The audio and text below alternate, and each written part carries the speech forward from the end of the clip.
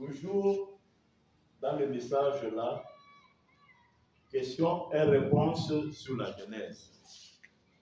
Questions et réponses sur la Genèse au même paragraphe 72. Paragraphe 72 ou 72. Écoutez ce que Branham dit pour cet homme qui est tombé. Il dit ceci. Bon, c'est exactement ici que vous trouverez immédiatement la chose entre l'unitarisme et la Trinité. Quand Dieu s'abaissa, se dévoila jusqu'à descendre vers cet homme. Maintenant, l'homme ne pécha pas dans son esprit, mais plutôt dans son corps, à cause du désir sexuel, à cause de la passion. Alors, quand il pécha, il se sépara de son Créateur. Alors, Dieu, son Créateur même, descendit et fit fait à l'image de l'homme. Vous voyez? À la personne de Jésus-Christ. Parce que Dieu ne pouvait pas éprouver une souffrance en tant qu'esprit. Vous voyez? Il ne le pouvait pas. Alors Dieu s'est dévoilé, a été fait à l'image de l'homme pour racheter l'homme qui était perdu. Ici, vous voyez clairement, si vous avez une bonne compréhension, vous comprenez que le Dieu que nous avons exalté ici, la divinité qui a été faite chair, n'a pas été faite chair pour demeurer éternellement dans cette chair. Non, non. Elle a été faite chair pour que cette chair-là puisse être conduite comme sacrifice afin de ramener celui qui était tombé, Adam. Amen. Vous voyez? Il faut toujours vous mettre en tête. Hein? Vous avez quelque chose qui vous vient temporairement, mais vous voulez que ce soit éternel. C'est là le début de l'incrédulité. Amen. Alors, ça c'était question-réponse sur la Genèse. Donc, le Dieu là qui est esprit, parce que ce Dieu là c'est lui qui avait fait la chair pour y être. Maintenant cette chair s'est révélée. Il est venu faire une autre chair. Hein? Cette chair qu'il est venu faire ici, ce n'est pas pour y demeurer éternellement. C'est pour cette chair ici, l'aide à récupérer la chair là qu'on lui avait pris. Comprenez bien. Cette chair qui vient de se fabriquer, dans laquelle il est lui la divinité. Hein? Il est là pour sacrifier cette chair, afin de faire revenir l'ancienne chair qu'il avait portée. Amen. Maintenant, quand vous devez être au moment ici qu'on appelle l'Apocalypse, le temps de la fin, vous devez vous attendre à ce que cette chair rachetée là-bas, ça soit le lieu où ce Dieu-là qui avait habité en Jésus soit. Amen. Je ne sais pas si j'ai bien parlé. Peut-être moi aussi en parlant, je vous perds, je ne sais pas. Donc, c'est bien clair. Jésus est le moyen que Dieu, cette divinité, a trouvé pour faire revenir cette chair-là qui était souillée, qui s'était séparée de lui. J'insiste encore. Jésus, c'est le moyen trouvé par la divinité pour faire revenir encore à lui, à cette divinité, la chair-là qui était tombée. C'est cette chair-là qu'il voudra y habiter éternellement. Amen. 177 paragraphes à 178 de âge de Sardes. Révélation de Jésus-Christ, âge de Sardes, paragraphe 177 à 178. 177, je ne prendrai que la dernière phrase que je vais relier au paragraphe 178. Écoutons ensemble. Le programme de Dieu pour la restauration, c'était de ramener ce qui était au début.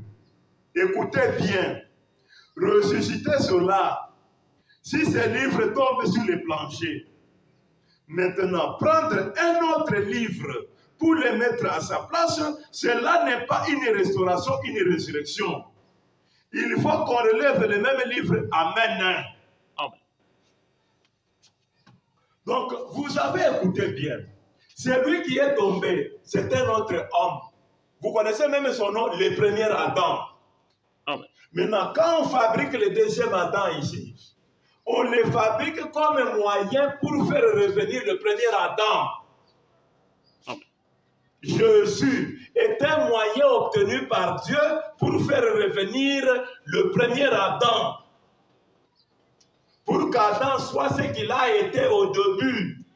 Et cela, ce sera maintenant l'éternité. Amen. Parce qu'il n'y aura plus une occasion de pécher.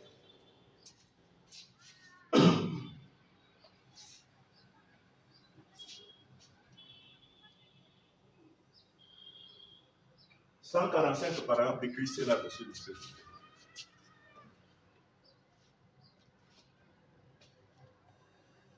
145 paragraphe, disais-je.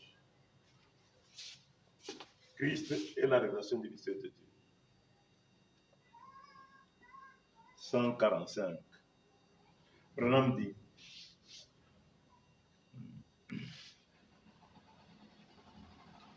or, ça, il avait pu le faire dans Adam et Ève. C'est-à-dire l'effet de devenir homme là. Demeurer dans l'homme. Il avait obtenu dans Adam et Ève. Mais le péché les sépara. Et le péché les avait séparés. Donc maintenant, il fallait un moyen pour retrouver ça.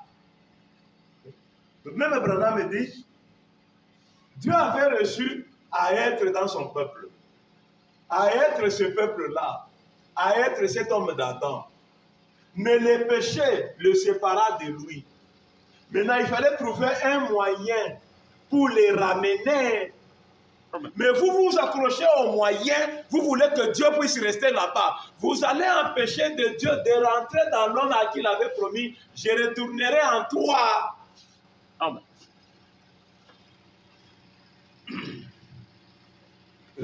Christ, la notion du Dieu de Dieu.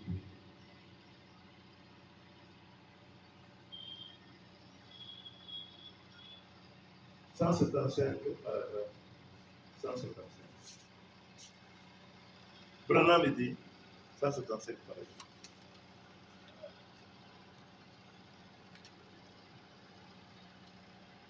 Il dit Dieu est devenu de Dieu qu'il était, il est devenu moi, afin de prendre mon péché sur lui, pour qu'il puisse faire de moi lui. Amen. Amen. Vous venez de comprendre bien. Dieu est devenu lui.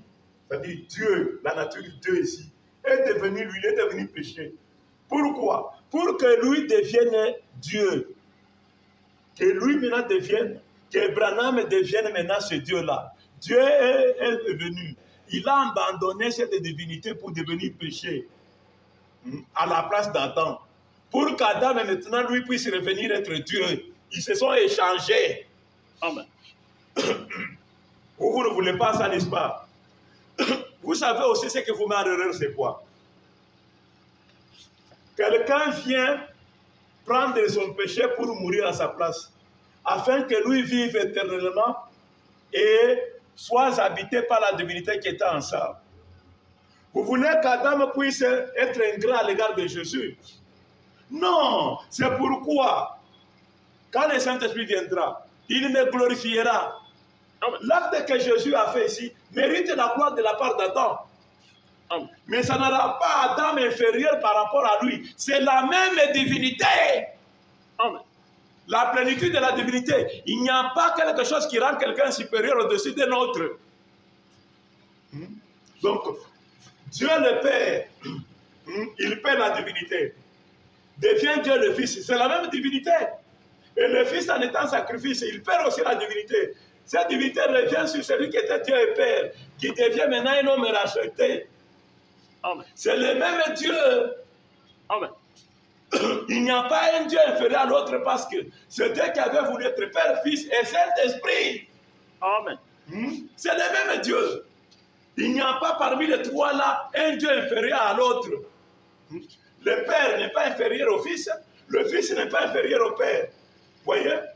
Le Père n'est pas inférieur au Saint-Esprit et le Saint-Esprit n'est pas inférieur au Fils. Voyez? C'est le même Dieu. C'est seulement, c'est la parole pour chaque époque. Amen. On vous le dira comment pour que vous compreniez. Hein? Regardez même au graphique ici, ça peut vous aider. Moi, les mots commencent à me manquer pour vous expliquer que La chose que vous voulez éviter ici, c'est la promesse de votre jour.